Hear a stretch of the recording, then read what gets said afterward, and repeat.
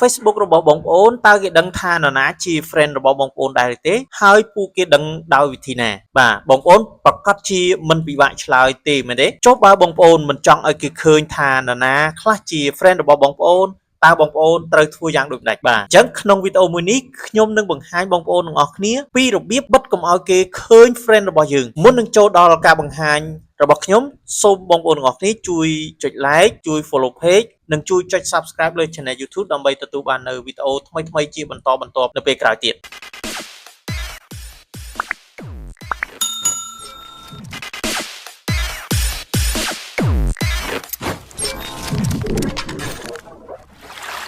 សួស្តីបងប្អូនទាំងអស់គ្នាវីដេអូមួយនេះគឺខ្ញុំនឹងបង្ហាញបងប្អូនទាំងអស់គ្នាពីរបៀបចូលទៅបិទ Facebook របស់យើងកុំឲ្យគេមើលឃើញ friend របស់យើងបាទខ្ញុំចូលទៅក្នុង Facebook របស់ខ្ញុំតែម្ដងបាទពេលដែលបងប្អូនចូលមកដល់ក្នុង Facebook របស់បងប្អូនចូលទៅ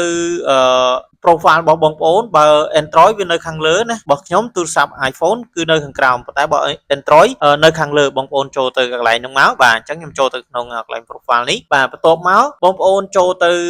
កន្លែងរូបសញ្ញាកងចក្រនេះក៏បានបាទឬក៏បងប្អូនចូល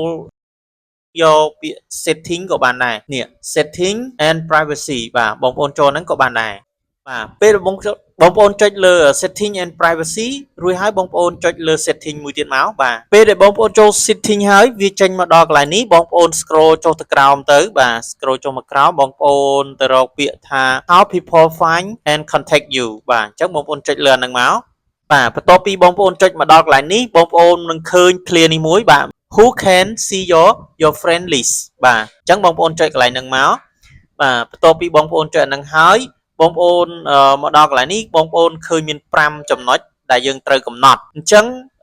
ចំណុចទី1គឺ public មានន័យថាជាសាធារណៈតែម្ដងអ្នកណាក៏អាចមើលឃើញ friend របស់យើងដែរអ្នកណាក៏អាចមើលឃើញ friend list របស់យើងដែរហើយចំណុចទី2នេះគឺ friend បាទអញ្ចឹងគឺយើងកំណត់ឲ្យតែ friend Facebook របស់យើងទេដែលគាត់អាចមើលឃើញ friend list របស់យើងហើយចំណុចទី3នេះគឺតាក់ទងនឹង friend accept អញ្ចឹង friend accept នេះយើងចុចអាហ្នឹងទៅគឺអ្នកដែលយើងកំណត់ឲ្យគាត់មើលឃើញគឺយើងមិនចាំបាច់ថិចទេប៉ុន្តែអ្នកដែលយើងមិនចង់ឲ្យគេមើលឃើញគឺយើងថិចទៅប៉ុន្តែបាទ specific friend មានន័យថានៅពេលដែលយើងថិចយក specific friend ហ្នឹងគឺ friend ដែលយើងជ្រើសរើសយើងថិចយក queue ហ្នឹងគឺគាត់អាចមើលឃើញ friend list របស់យើងក្រៅពីយើងថិចហ្នឹងគឺគាត់អត់អាច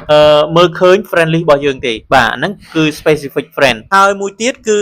only me អញ្ចឹងកាលណាបងប្អូនយក only me គឺមានន័យថា friend ក៏យើងក៏គាត់មិនអាចមើលឃើញនិយាយរួមទៅគឺអ្នកណាក៏មិនអាចមើលឃើញ friend list របស់យើងដែរបាទអញ្ចឹងគឺយើងមើលឃើញតែម្នាក់ឯងទេបាទរួចហើយបងប្អូនចុច save មកវាជាការស្រេចតែម្ដងបាទអានេះគឺរបៀបបិទកុំឲ្យគេមើលឃើញ friend list របស់យើងបាទនៅក្នុង account Facebook បាទអញ្ចឹងវីដេអូមានតែប៉ុណ្ណេះបាទជាចុងក្រោយបើបងប្អូនគិតថាវីដេអូនេះមានប្រយោជន៍សម្រាប់បងប្អូនទាំងអស់គ្នាសូមជួយចុច like ជួយ follow page ជួយ share វីដេអូនេះទៅដល់អ្នកដែលគាត់មិនទាន់បានដឹងហើយជួយចុច subscribe លើ channel YouTube ដើម្បីទទួលបាននៅវីដេអូថ្មីៗរាល់ការអាប់ដេតជាបន្តទៅមុខទៀតបាទសូម